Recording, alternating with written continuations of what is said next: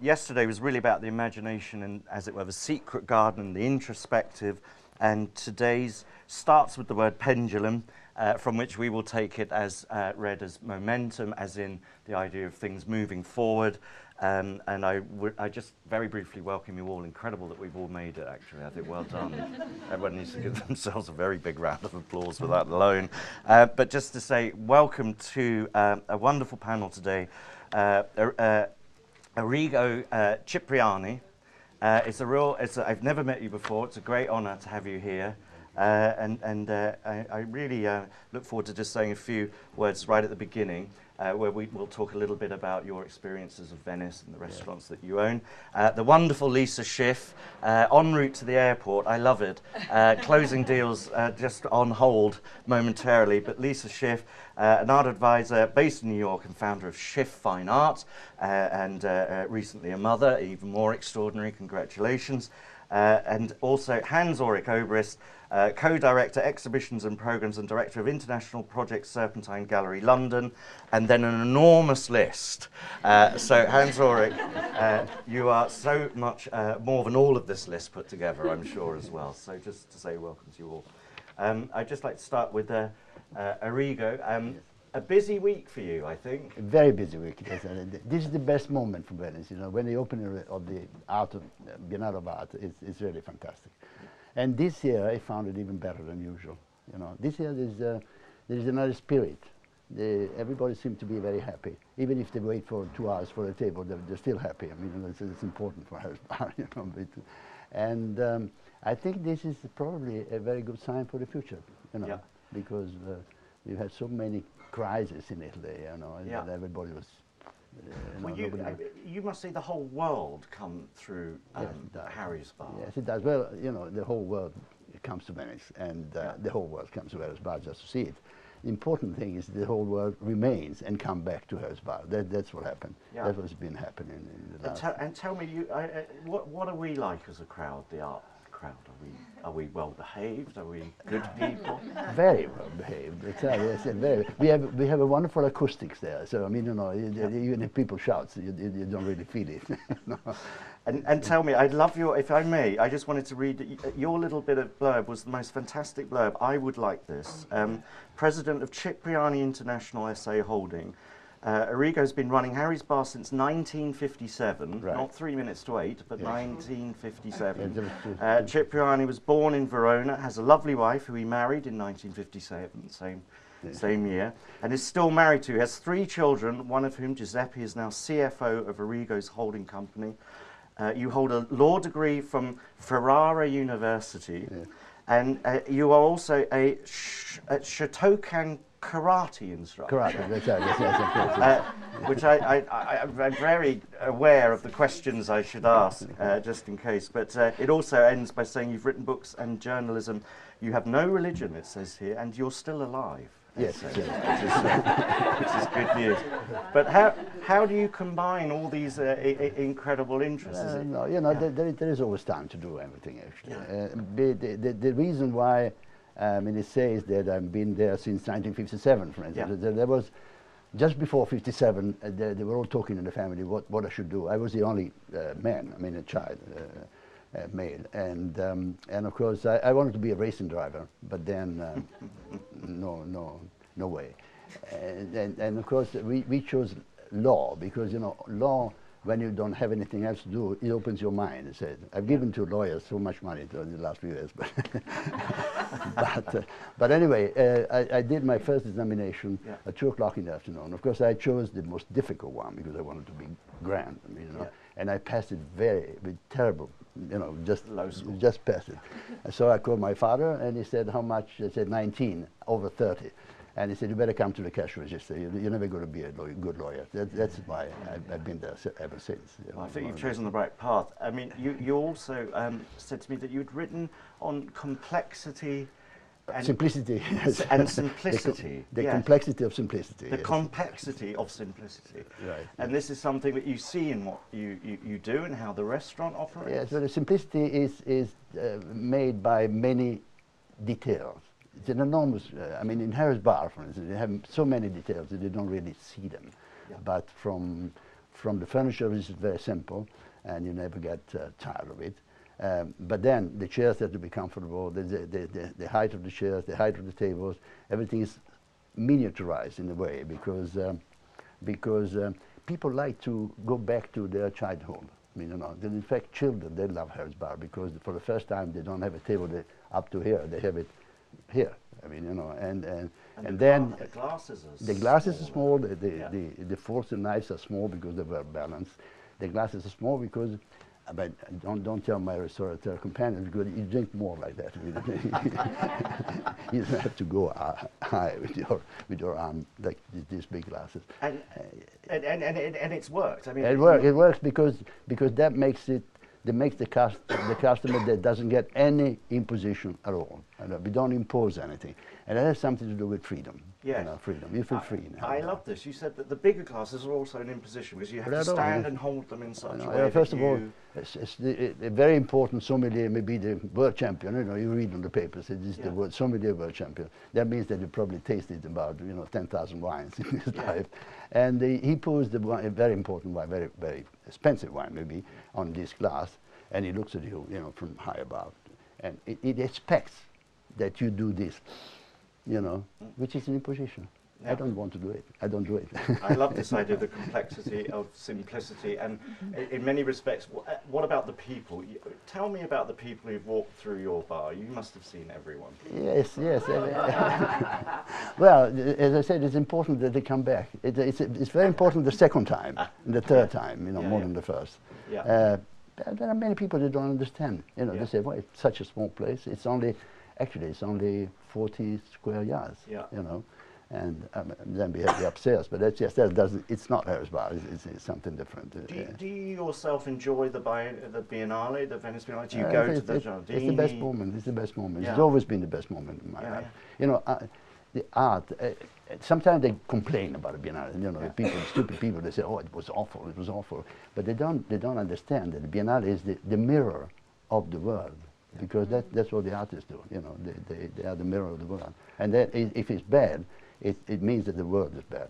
They don't understand that. I think that's very interesting. And also, tell me, you see comparisons as well between Venice and Manhattan. Oh, yes. And well, I discovered that the first time when I opened the first restaurant in Manhattan. Yeah. We have 5 now. Now this publicity, but we have 4 restaurants. And the first restaurant I opened, I immediately realized that the atmosphere was exactly the same as the one in Venice. Then in New York you have water. All right, you get the water. And then you have the asymmetrics. The asymmetrics are this way in New York, and Venice the asymmetrics is this way. Then you have the neighborhood. You walk within your block, and you meet people. I can go down, and if I don't have any money, they give me the Corriere della Sera, and then I pay maybe the next day, or maybe I pay a week later. And that's very much like Venice. More like Venice used to be. Venice is, of course, this place is in the middle of the old Venice. People that walk on the street. This area. It's a wonderful area. There's a great fish market around the corner. I saw, and it's really inhabited, isn't it? And if you go to buy something in a fruit shop here, they still ask you, "What do you want, my love?" My love, which is it's part of the atmosphere. Tell me about the changes you see in Venice in your time. How has it evolved? I mean, people talk about it now as, the population of residents is falling, the living museum, that it's. It's changed a lot the last 40 years, I would say. Yes, we used to be 150,000. We're only 42,000 now. And I remember the mayor, Cacciari, the philosopher. One day he said, people that are over 75, they should be able to go to take the evaporator for free. Right? You know how many people applied? 35,000 applied for it. that means sincerely, it's an old city. Watch them coming off the boat. They can, they can hardly walk. And I suggested they should put the pacemaker, something like that. But that's an extraordinary and figure. So that has changed because in my area, I live near the Salute Church, and there used to be 3 butcher shops, 4 vegetable shops, and the kind of shops that you would call them and say, bring me just a leaf of salad, and it will run to your home. probably to see my wife, because for 50 years ago she was very, very beautiful actually. Yeah. But, you know, that was probably the main reason. But I'm sure that still happens. They were coming, and it was a different life. It was a different life. You know, you talk on the street, and you would meet people all the time. You know. And, I've really enjoyed starting these conversations with someone from Venice, and we had Jane D'Amosto. Talk yesterday, Francesco D'Amosto's husband and wife, and she was very conscientious of the future of Venice, and she was also, you know, actually we need the population. We need a new population. Yeah. You know, among the things you didn't say, I was doing a teaching university, and I love it because I think there's 25,000 pupils that live in Venice, and students, and if only half of them would stay, you know, and discover the beauty of this place, which is unbelievable. You know, it's not even a town; it's a sensation, and that we could begin from there. You know. I mean, taking this theme of momentum, that's how you would like to see it go forward. That people begin to settle back here. We need it. You know, the towns are made of stones, and stones are still there. Yeah. And population. I mean, the population is not there. It's not a town. Not a town anymore. And on top of that, we had the water. Yes, we certainly do this week. In fact, I saw yesterday for the first time that sort of mild flooding in San Marco, which is unusual for this time of year. Yes, it is unusual, but it's nothing really as serious as they say it is. You know, because it's just it's the seawater. It comes up this way. It's not a flood. It comes up this way and goes down.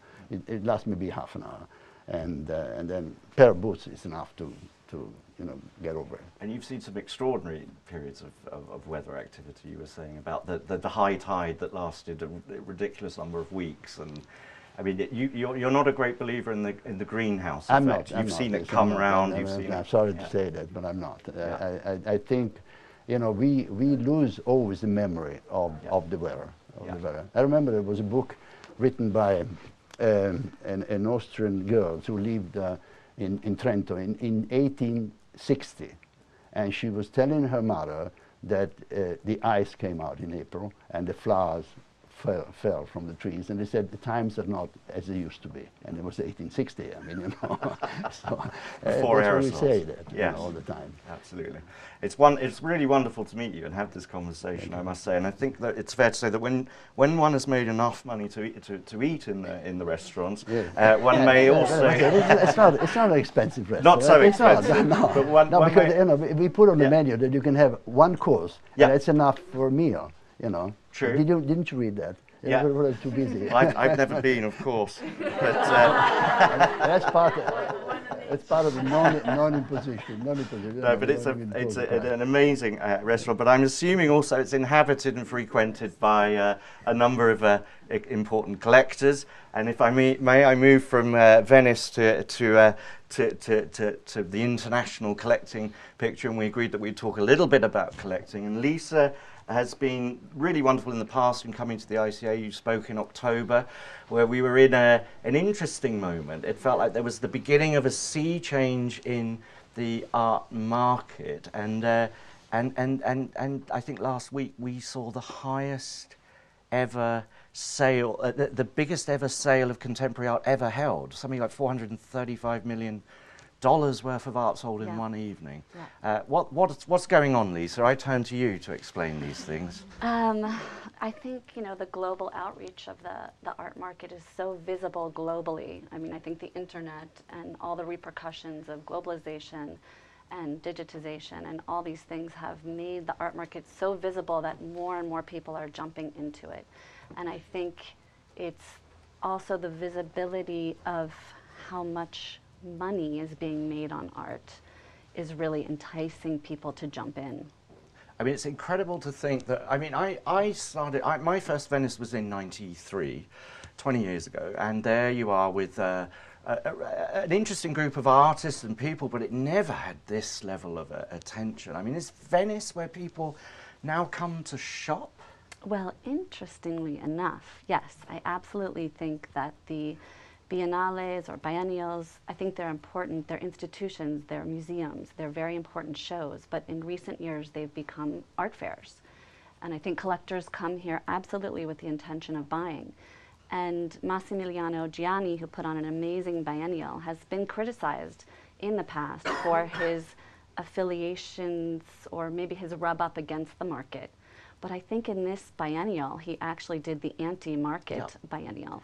Yeah, I mean, he's actually, he came and spoke to us in London at one point, and he said, and I think, I wouldn't wish to quote him, but it was loosely, he was saying, I'm taking a risk in choosing a number of artists who might be seen as outsider or coming from very, very niche areas of interest, and I'm not doing the big market show. I'm not just getting the big galleries to show all their artists and pay for it. And he was, I think at this point, a little concerned how it was going to work, but it certainly seems to have arrived. But it seems that he's taken a risk there. Yeah, I mean, I think he even managed to de-hype Wade Guyton in the show. I mean, I feel, you know, like it was sort of like, oh, there's a Wade, and you just sort of walk past it. And normally, you know, collectors are running up, and how can we get this painting? And I think where the market will respond in the show is interesting. It's something that Hans and I were just speaking about.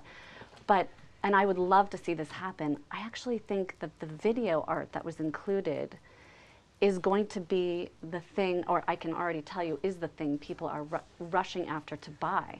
And that is very exciting because, listen, the market is ever expanding, it's always absorbing. It will absorb eventually. It took it a long time to absorb photography, and it's taken a little bit of time to absorb video and film. And it's, you know, hopefully going to absorb the do-it-yourself artists, which I'm sure Hans will speak about. But I really feel Ryan Trecarton, for example, I think every museum and collector was rushing after these works. And then it was sort of, I mean, well, the Venice Biennale, I think, is very particular because you've got this institution, and then you've got Pinot's and Prada's foundations, which kind of have maybe given the fair mentality to the Biennale. I think the market, it's this combination between the two. And Ryan Trecarton, for example, also was present in the Dogana. So you have this kind of legitimization market-wise from Mr. Pinot. I mean, he has a very dynamic display in the Arsenale as well, and it's interesting to me because his work comes almost from, as it were, the now generation. It feels very of its moment. It's dealing with a certain kind of American media language and so on. And I was wondering, who are the collectors of the future? I asked this because the New York Times ran an article where it asked the people at the Armory Art Fair earlier this year, are the tech kids buying?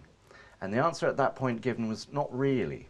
And it's interesting because I think the collectors at the moment we understand are of maybe, let's say, a certain generation. They've earned their money through certain types of production and ownership of things, whereas there is the Facebook generation to come. Yeah. I mean, I hope that, I mean, I think obviously there will be great collectors out of the generation behind us, and I just hope that they're open to, you know, different kinds of media. And I mean, the art is being pushed, you know, I mean, Hans was speaking about farming and art.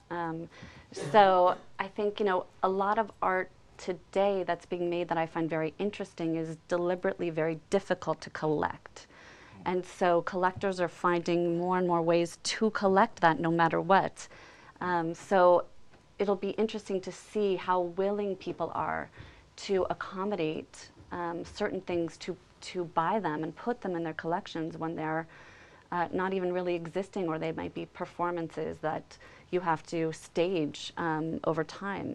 So I think, I definitely think there will be a host of young collectors buying stuff like this in the future, but you must make a commitment, I mean, to a kind of space to show these things in. It's been very interesting for me as a former Kramlich curator of art once at Tate to see Richard and Pamela Kramlich around, who now are talking about completing their museum, hopefully next year, which has been a long project for them, where they've been collecting a vast number of film and video works over the years, all of which are incredibly fragile. And how talk a little about that. How is it a sign of some kind of collector prowess that they can put the resources now around this? That is the conservation a form of status, maybe?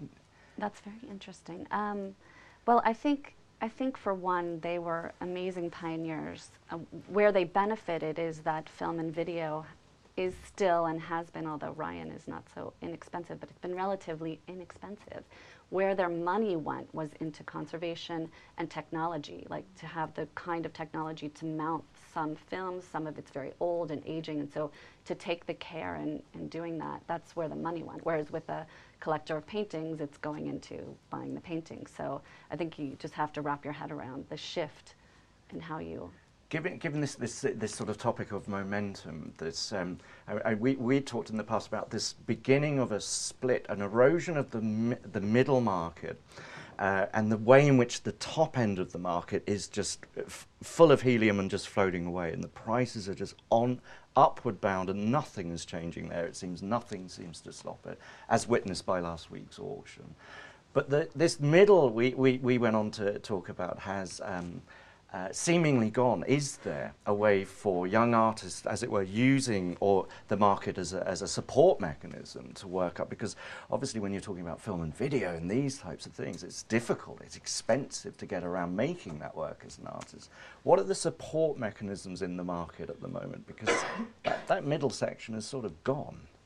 Yeah, I mean, I think there are a lot of nonprofits who provide funding to help artists who are not part of the mega hype to fund their projects. But I think talking about production is actually a really interesting topic right now, because you have artists whose studios are starting to rival Hollywood studios. There's like a Hollywoodification happening among certain artists and a gigantism.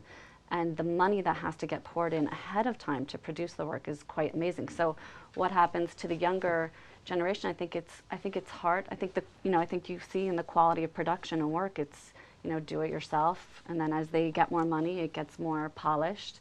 Ryan Treecarton's first film, A Family Finds Entertainment, was made with like just a crappy video camera, and now he's rented a studio in Burbank and has hired an entire Hollywood film team. So it affects the work. It's extraordinary. And just moving forward in terms of, I mean, you've sort of suggested this, but it's interesting to hear that you feel that the momentum of collecting might now move into these territories. I think it's absolutely good. I think the most important thinkers today are making this kind of artwork that's kind of untraditional, and I think this biennial actually is going to achieve a legitimization and a nod to certain collectors who would be nervous to collect this, because it's very difficult to wrap your head around how the value will appreciate. And that is something absolutely that every major collector is thinking about when they're starting to pour money and commit to something. They want to know that their investment's safe. So, and I hate to frame it in those terms, but that is the case. So. That's wonderful. And by the way, I'm going to certainly encourage all three of you to talk more and more. And Hans Ulrich, I don't know if there's anything you want to jump in off the back of that. But in the meantime, what I would say is obviously, if you don't have enough money to buy art, Ivan Worth once said to me, you should buy books, which I thought was a very good idea. And what I'm interested in is, especially with this biennial, that the first, in a sense, one of the first works one encounters at the Italian Pavilion is Carl Gustav Jung's The Red Book, and I was extremely excited to see that at the centre of a Biennale. But Hans Ulrich, what do you think is making this biennial different? What's making this one different from others? And you've worked on other biennales. Yeah, I think we can pick up on some things you just said, and I think one of the things. And before that, I'd actually like to talk a little bit about the context, because I think it's super interesting that we are sitting here, in a very unusual kind of format of conversations, and I think it's incredibly exciting because mostly conferences just happen. There is a table and there is a microphone.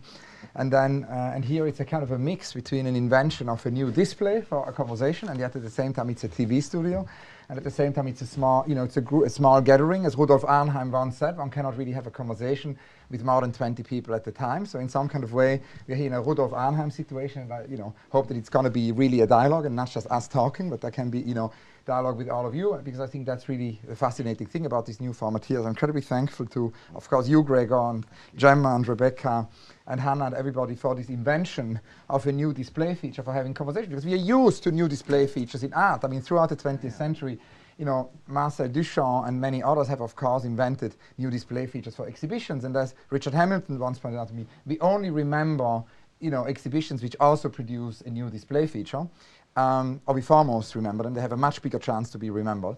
And the same thing is maybe true for conferences, you know, and it's just much more rare with conferences.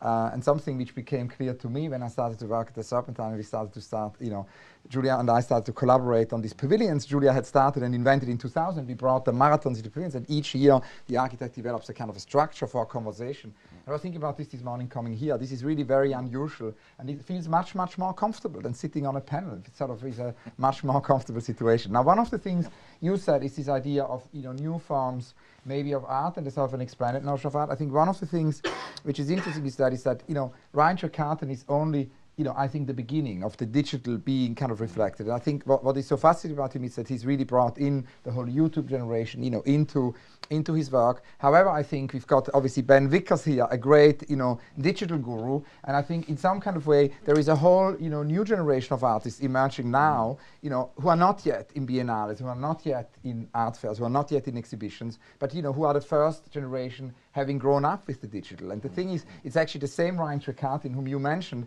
who said 2 years ago, he is so excited to see what the artists born in the 90s are going to do. He believes it's going to be such, you know, a great generation. And that's really what Simon Castells and I picked up, because we want to map for the first time that, you know, generation, which, you know, is a generation, one can say the first digitally native generation. Douglas Copeland calls them the diamond, you know, generation. But then obviously what you said also, and I think that's maybe another aspect, is there is, you know, video, but there is also, you know, Tino Segal's piece in Massimiliano show, you know, in the Central Pavilion, where we absolutely, you know, have, it's not a performance, it's a sculpture, because it's there from, you know, 10 in the morning to when the museum closes, but then, you know, the sculpture goes home. And in some kind of way, you know, there is no object. And I think, you know, that is something which is definitely, you know, and I think an incredibly important thing is to see how actually that can enter, you know, collections. And when I was a kid in Switzerland growing up, I met Eugene Ionesco in the streets of St. Gallen. I was like 14 or 15, and he was the great playwright of absurd theater. You know, as important as Beckett at that time. Now Beckett is much more famous, but, you know, Ionesco is a really, really important playwright of that generation. And he said, ever since he can remember, his same play is performed every night in Paris for more than, now it's more than 50 years. He said that's more permanent than most public sculptures, because after, you know, 20, 30 years they get removed. So it's as permanent as bronze, somehow. And it's kind of interesting if we think, you know, about Tino Segal, for a moment and think what that means, you know, in relation to collection. It's not something, you know, you collect and then put as an object somewhere, but it's only when you actually start that the engagement with it starts. And what does it mean, the longevity of that? How could actually a work of Tino Segal reach what Ionesco said, a certain notion of permanence?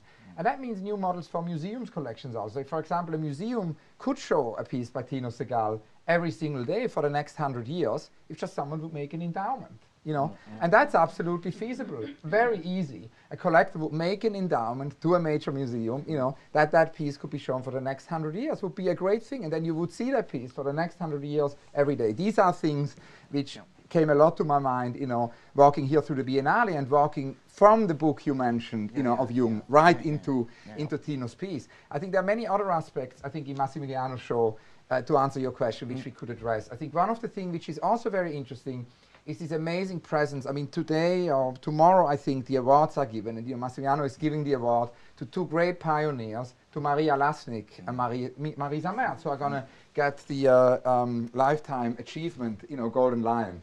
And it's extremely exciting. I mean, we had given 10 years ago with, in Harald Seemann's last Biennale, already a Golden Lion to Marisa, but now she gets the very big Golden Lion for Lifetime Achievement. And it's extremely interesting that artists like her, or like Maria Lasnik, who is also in her 90s, one of the greatest living painters, or Geta Bratescu, another incredible woman artist from Romania, who has worked for almost 9 decades, she's also in her late 80s or early 90s, you know, are now getting this attention, are getting this celebration, and I think that was something which I felt very, very present, you know, in this Biennale also. But there are many, many more things. Yeah. Tell us a little more, because it is an interesting Biennale as well, because we've also got When Attitudes Become Form, and Zeman, I know, Hans Ulrich has probably been maybe an influence on you, or this is, as it were, also a sense of a social engagement amongst the artists and a form of networking and making and producing show.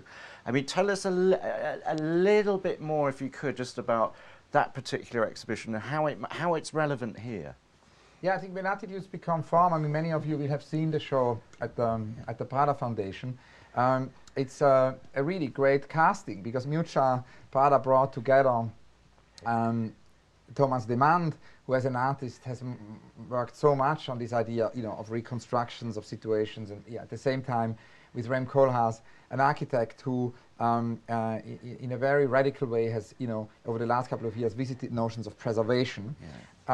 And, you know, at the same time, of course, Germano Celand as the curator, who, you know, not only is the same generation, you know, of curators as Zeman, maybe slightly younger, but he's been there because he started so early, Germano. Yeah. So he's been there when these shows happened. He's actually pioneered many of these artists. It's also interesting because obviously in When Attitudes Become Form, Arte Povera plays such a big role, which all started, you know, with Germano. And so it's this incredible team. It's an exhibition which wasn't curated, you know, by one person. It's a team who has curated this effort and has addressed this idea how one actually can revisit an exhibition, and that we, you know, somehow should connect it to the topic of collection, because that's the topic of, you know, of this conference today. I think, I mean, it's interesting that exhibitions are usually not collected. And that is something which is a big, big paradox. I've never understood why. Because throughout the 20th century, the exhibition has become the medium. Artists use the exhibition as a medium. And I remember a couple of years ago I spoke to Daniel Buren, and he said already in the 60s he didn't understand why museums and collectors don't collect entire exhibitions. Because if the artist conceives the exhibition as a holistic whole, rather than to collect a fragment, why would one not collect the whole? So Buren told me this fabulous anecdote that he told a Belgian collector at that time that he would like to collect only Buren for a year. So it was forbidden to collect anything else. So the collector agreed, and for 1 entire year the Belgian collector could only buy Buren. Now, at the end of the year, January the 2nd, you know, January the 1st, he was obviously liberated from this clause, and he could collect again other things. Buren told me he went to Berlin and bought an entire exhibition of Lawrence Wiener, because he had incorporated, you know, this holistic idea. And I think, you know, it's an anecdote, but it's extremely interesting. There are very, very rare moments where entire exhibition. And imagine that in 1969, someone would have said, I buy this exhibition, a museum, a foundation, a collector.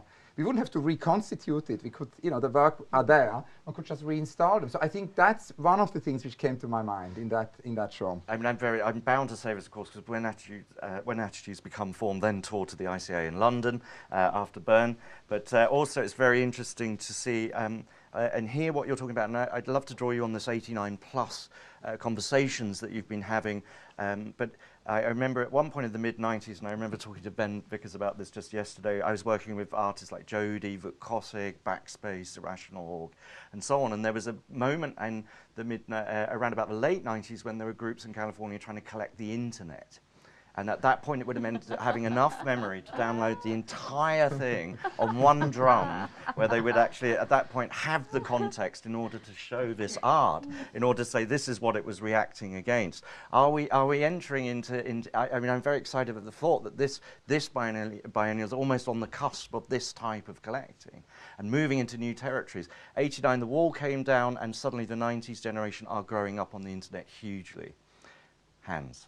Yeah, I think the idea of you know, collecting, you know, the internet. I just had one thought before that. It's funny that you mentioned, you know, When Attitudes Become Form coming to the ICA, because the other day I spoke to Gilbert and George, and they told me this great story. And you know, it's interesting to talk about Gilbert and George and living sculpture, because it kind of connects to Tino Segal and living sculptures, and you know, and how to collect living sculptures and what does it mean in terms of time. So Gilbert and George heard that When Attitudes Become Form, you know, comes to London, but they were not invited. So they were, as young baby artists, as they told me, devastated not to be in the show, but they thought they're going to go anyhow to the performance, to the opening, and going to do a living sculpture. So what happened is that they went to the opening in London, and obviously their living sculpture is what got most attention, got more attention than anything in Steemann's show. Conrad Fischer was there and discovered them, and the rest is history. Yeah. So it's just... It's the most extraordinary story. I mean, the ambitions of collecting in this age of media. I mean, we talk about Tina Segal. Roman Ondak. I once had an experience where I was at that time working with a small acquisition group, and we bought a queue of people for the Tate, which meant that in the most bizarre moment we had to meet the queue. We didn't know where it was. It was formed out of actors who just were casually dressed and looked like normal members of the public, and we were asked to meet in a cafe where we sat.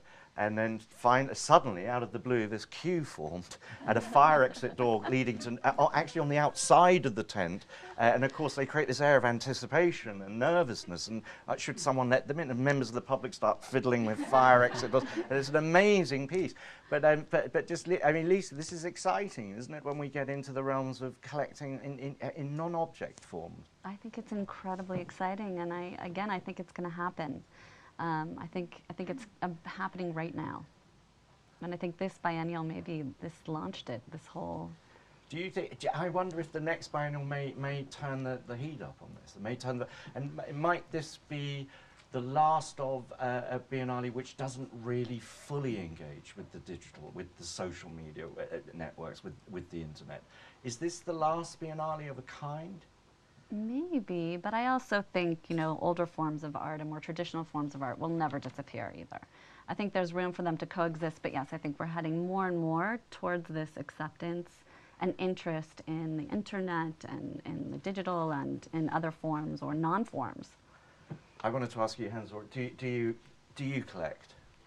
I actually never collected art, but I have a lot of books, because obviously, as you do, there's something we have in common. As Anthony Powell says, books do furnish a room. And I kind of, my first sort of revelation as a kid was when my parents took me to this monastery library, in St. Gallen, and an incredible library of medieval books. And so ever since, there has been this book obsession and this idea of bringing all the knowledge. And you produced an enormous amount of books. You just launched in New York Do It, which is an incredible compendium of artist instructions. Can you please just tell people about this? This is the most enormous project, Hans-Ulrich. It's incredible. I mean, the idea that, I think it's interesting if you talk about, the moment of dematerialization. Lucy Lippard, of course, did this wonderful book.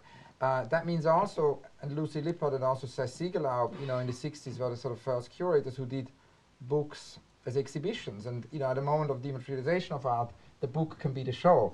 And so very inspired by that, we thought in the early 90s that it could be great to do a big exhibition which would be in book form, in which are instructions, and then everybody can just do it.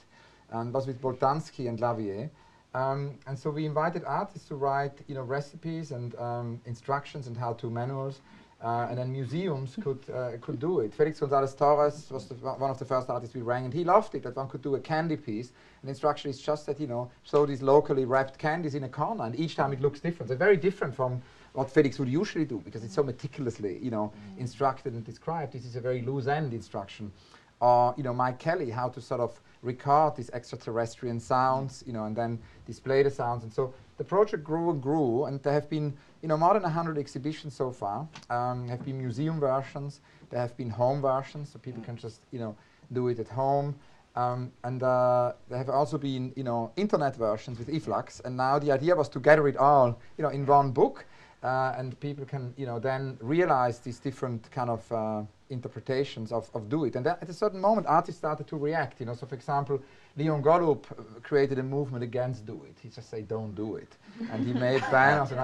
And then when it became really funny is when, obviously there's this moment when, Rauschenberg erases famously the de Kooning drawing, and sort of Rauschenberg erases the de Kooning drawing. So it was an accident bound to happen that someone unpicked someone else's instruction. So Carrie Thwin Evans, a couple of years ago, said, don't do the Solovit. So now we can't do the Solovit anymore. I'm going to throw out to the audience because I hope one or two of you may have a question. Don't worry if you don't, because we can all go for coffee, and that's a good idea too. But I think just on the artist books, it's so great to see Robert Crumb's display here. Shinro on Take's beautiful books have just completely rocked my world. Carl Andre's Passport series I think is extraordinary, and I do. Just enjoy seeing it, and to see the Jung book I think is just phenomenal. So it's great to see this presence. I think in a way I wonder if this plays a role in this dematerialization of the sort of orthodox artworks in painting and sculpture and so on. I loved what you said about Wade Guyton. I think that Massimiliano making him look like some new neurotic realist is an extraordinary process, and I think what I would say from this Biennale moving forward, what is it? What's going to come from this? What is this doing? For instance, yesterday the conversation we had is that it'll authorize more of what people might term outsider art to be seen now as inside. That it has actually validated, in certain cases, bodies of works by individuals who don't normally just set up their stall in the day and just operate freely in the market, doing market stuff. These are people coming from different places and different spaces. What is this Biennale going to be remembered for moving forward? I mean, I think that's part of it, and I also think, I do think the prevalence of video art, and not just, I mean, there have been plenty of exhibitions with video art, but I feel the attention paid to it was much greater in this Biennale, and I think actually it's kind of interesting too. There's a bit of a gigantism happening in the market, and so to see, I feel with a lot of these outside artists who are not working with the kind of funding or money or success in any way, market success I should say, only market success, they're not functioning with that, so this is giving them a venue. So yes, maybe that will be more present, but for me, from a purely market perspective, and in some ways that's oftentimes how I'm looking at things, how can I convince collectors to take a chance and go with this, and a lot of times I have to frame it in terms of money.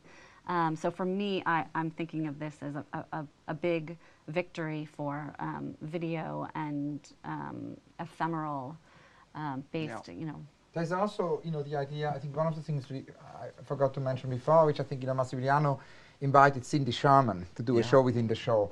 And I think that's incredibly relevant, because if we look at, exhibition history, many of the most important exhibitions in art history have been curated or co-curated by artists. And I think we should never forget that artists very often are great curators, and looking into Cindy's mind and see this exhibition, it's like a Russian matryoshka, it's a show within the show.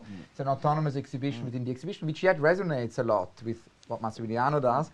So I think that was a very interesting idea. And it's interesting also if you think about this idea, almost like also of the Wunderkammer, which is something which obviously pops up, and the Wunderkammer, the idea of bringing all the knowledge kind of together. And it's interesting that has a different meaning now than it would have had 20 years ago, pre-internet, because obviously the internet is a new kind of Athanasiuskircher model. Yes. Is the internet the encyclopedia? Maybe Athanasiuskircher invented the internet. I've actually been thinking when I looked yesterday at the show, and it's kind of interesting, if you think that private, citizens basically collected these, Wunderkammers, and it was really this idea of bringing all the knowledge, together, which was the sort of desire, on the base of that, but also that there wasn't a distinction between science and art, and I think that's also something which is going to be very important for the next years to come, is that we bridge again, that bridge to science. I think many artists have a desire to that, the kind of making a bridge, from art to science, and it's something which has been separated now, for a long time. And Athanasiuskircher was, in this sense, and that's throughout the 17th century. I mean, he was born at the very beginning of the 17th century, and throughout the century he wanted to bring together everything. I mean, I was reading him again yesterday. I went then home after Biennale and started to read a bit of Athanasiuskircher. It's kind of really interesting that he studied this idea of geology, optics, astronomy, perpetual motion machine, Chinese culture, history, clock design, medicine, mathematics, civilization of ancient Egypt, amazing array of all kinds of other subjects, and created these almost, Babel Tower-like situation where he then, in his books, but of course also in his fabulous museum in Rome, the Museum Kirchenoranium, brought it all together. And he installed a speaking tube which connected his private bedroom with the exhibition rooms, which I always thought was amazing. And when visitors came, he could actually be informed and came to the front. It's an amazing, notion of a house museum. So I think it's interesting to think what that means in relation to, Gregor, your question about the digital and what it means in relation also to digital collecting. And obviously, the impossibility very often of creating a stable, something Ben knows so much more about, than I would, but this idea, how could one actually create a stable archive of such digital endeavors? I think one of the things which is also important, particularly if you think about the future, is this idea also of what Felix González Torres always said. He said it's this idea that actually with an artwork there is a kind of a contract of taking care, and that it's actually not something which ends, but it sort of begins with the moment a museum or an institution or a collector engages with. And that's something which is very interesting if we apply that to the digital, because it means that if you don't water the garden is not going to grow, and it means that it's a continuous kind of engagement. And it maybe also means that it's no longer just this idea of an institution or a museum or a collector buying an artwork, but maybe it means actually an engagement which in an older sense is a real patronage. That maybe artists again will have patrons, will need patrons who make their research, their knowledge production kind of possible over longer duration. Also, it's interesting, I'm noticing with this particular biennial to see not just these, for want of better words, these artists who are deeply introspective, but a sense of the world beginning to peel away. I've noticed in previous biennales they're very much documentary based, they're very much about getting in touch with a certain sort of surface reality or a deeper reality based certainly in people's real lives. This is the first one that feels like there might begin to be this sort of detachment. Maybe it does herald this sort of our head turning away from the real world toward the digital. But I think for now, any other questions? I was going to say, Arigo, Venice comes and goes. I suspect Harry's Bar will be here for eternity. And the legacy of Harry's Bar is such that I don't think we need to worry too much, I hope. But I think you will always be there, I have no doubt. Well, we became a national monument in 2001. Yes. And we cannot touch anything, me included. So I think I'm going to be there for the next 20 years. It's a conservationist. No, I was just going to say something about the Biennale. What I think, this is fantastic. This moment when it opens, the whole world seems to be here. It was now. I think it's very important that everybody should go and see the Biennale. You know what happened 2 years ago? The president of the Biennale said, well, 450,000 people went to see the Biennale, which is very little, very little. So if you imagine that in Venice there are 24 million tourists, well, okay, they're not tourists, there's not 12 million are not tourists, and only 450,000 people went to see the Biennale, that's not enough. That's very little. It's 2% of the visitors, you see. And I think all this effort they make to open it, to have everybody inside the art of the world, I think it should be there should be an effort all the time to make people go, because it's very important. I think it's very important. It's an incredible draw for Venice. Every hotel booked, it still has that sort of commercial value, but it's a great thing for us to be here, and I thank the people of Venice to let us bumble through this beautiful place. If anyone does have any questions for now, do ask. Otherwise, may I suggest coffee almost immediately? I have to let Lisa... Gregor, I have a question for you, because I think we should ask you some questions. Now, the thing is, because you've asked us so many questions, so I think it's time to turn the tables. Yeah. Now, one of the things I was very fascinated by, and I haven't actually answered it, so I wanted to quickly answer it, but then ask the question to you, is the question about the books. Because we've talked a lot about different notion of, expansions towards maybe non-material artworks, or you talked about the moving images a lot, and all of these notions, and then you raised the issue of the book, right?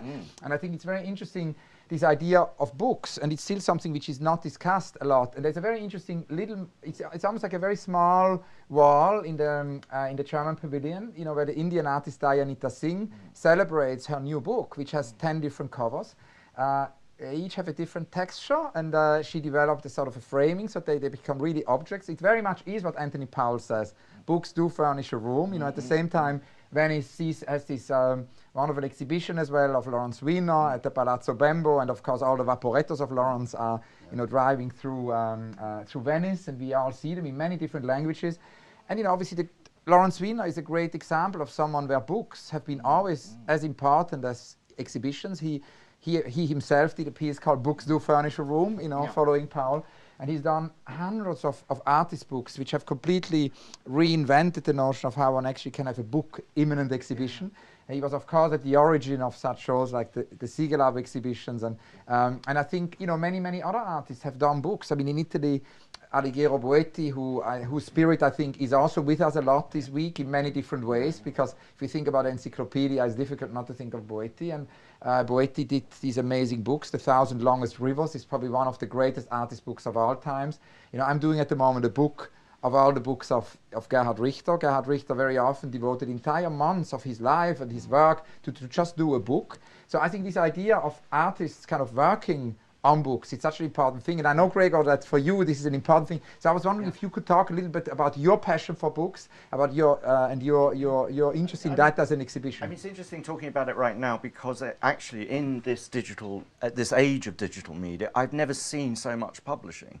I mean, it is exploding. I mean, I go into a news store in central London, and people are producing hardback magazines, which I find it's unbelievable. So it seems to me that there is some relevance between this age that we're in and the need for hard copy to be out there in the world, and societies around them. And the number of fairs, the New York art book fair, is taking on incredible numbers of people. We just recently, the ICA held Published and Be Damned. We had 3,500 people come in one day.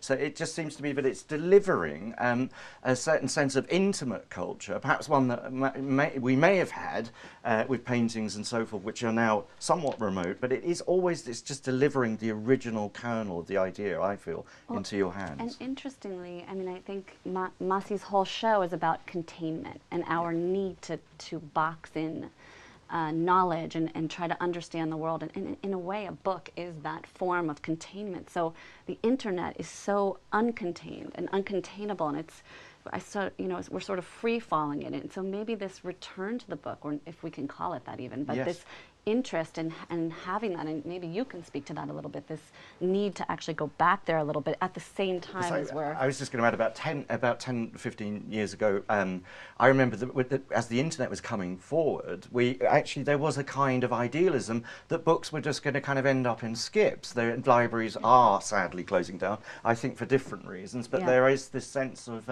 the usefulness of books now, alongside social media, which has come more to the fore in recent years, and the internet, is very, very interesting to see. It's become much more complex, and it feels to me often as though we're becoming ourselves more research-based, and books are very important to that process. And it's, I mean, Hans Ulrich and I sometimes occasionally go book shopping. It's fatal. It's fatal. We're heavily addicted. The one problem with books, and the great thing about the internet, is the computer is so big.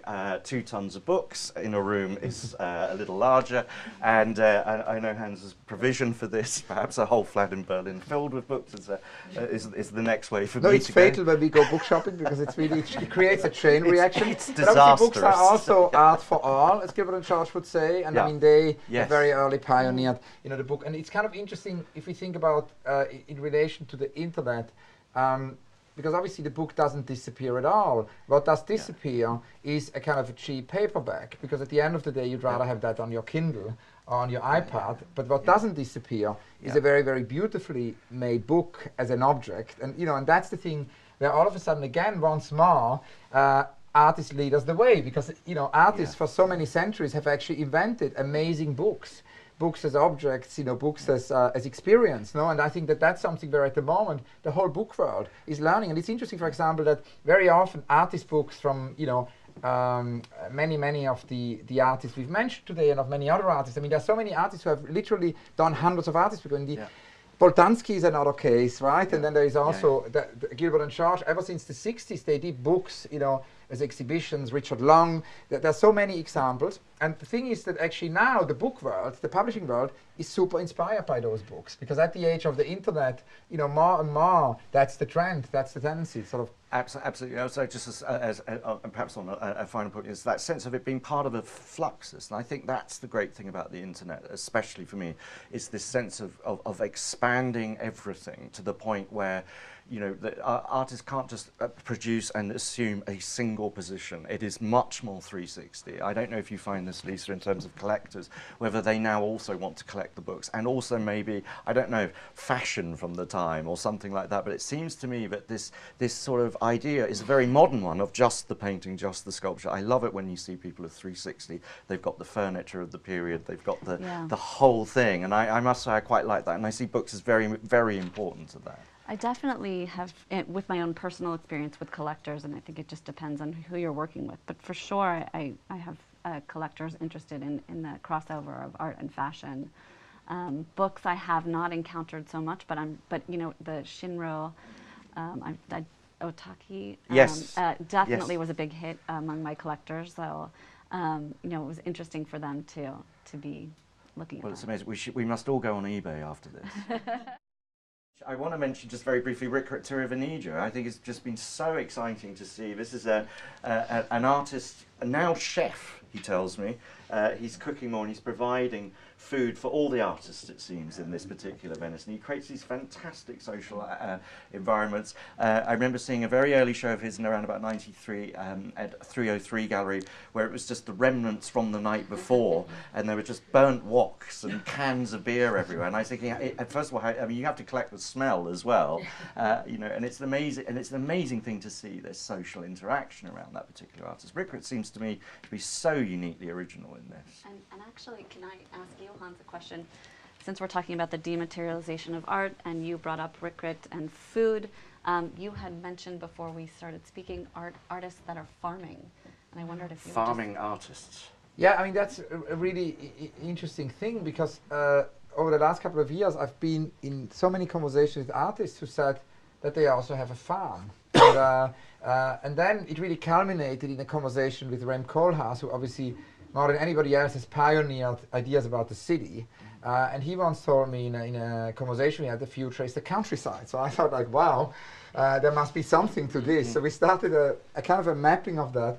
And it's going to be it's going to be one of the next conferences I'm organizing, is this idea of the artist as a farmer. And, we're working, for example, at the moment at the Serpentine Gallery on this exhibition of Adrián Villarojas, who the Argentinian artist. You might have seen his amazing Argentinian pavilion here at the Venice Biennale, which was such an experience in the last Biennale, and he's going to inaugurate our new space of the Serpentine. And then here we go again. He suddenly tells me that he's now also a farmer. So he shows us these amazing images of a farm outside Rosario, and so then at the same time, Agnes Varda obviously has always had, as a filmmaker, these many connections, to farming. Then an architect like Fritz Herg, right, who is very connected to LA and actually is based in LA, and he has always been an architect and also a farmer, and she just went on and on and on and on. So I think and for me it's always like this. I think I never believe in an a priori idea. I never think like when curating prescribes and that's what we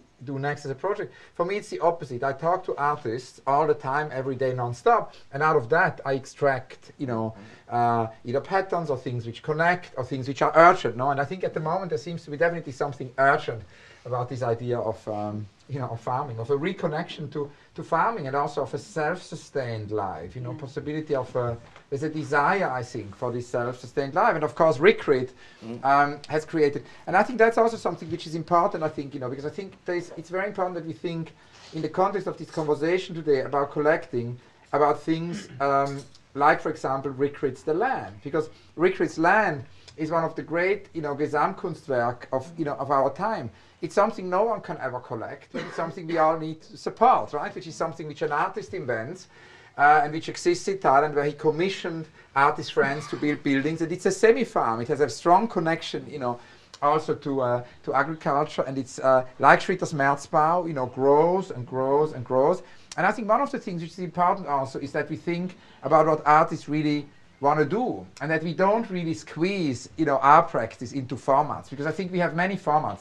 And as you hear in Italy, I wanted to tell you this story about Alighiero Boetti. When I was a teenager, I met Fischli Weiss, and that was my kind of great inspiration. And they said, you have to go and see Alighiero Boetti. So I took a night train and I went to Rome, and I saw Boetti.